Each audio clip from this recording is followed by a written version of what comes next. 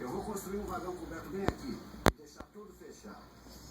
Tô voltando pra minha infância. Tô pegando coisas boas e depois estragando tudo. Na verdade, isso explica muita coisa. Certo, e quem é o faz tudo agora? Um faz tudo com um grupo de caras para fazer o trabalho. Então agora vamos colocar a lona aqui e assim que fizermos isso, acabamos. E este cara tá sempre me enchendo o saco para conseguir gente para ajudar. Vira este lado pra cima, vem pra cá. Eu vou acelerar e dar a Peace volta out. nessas nuvens. Descer pelo sul, onde tem sol quente, com cervejas e senhoritas esperando por mim.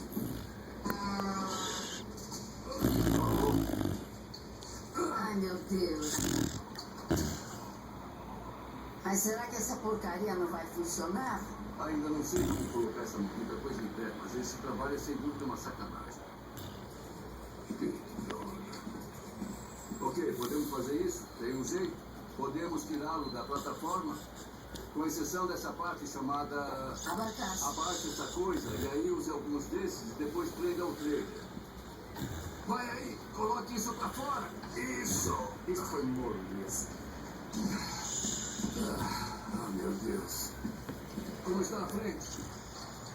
Volta Está pra cá. fora, completamente fora. Coisa maldita. Vem ali, olha.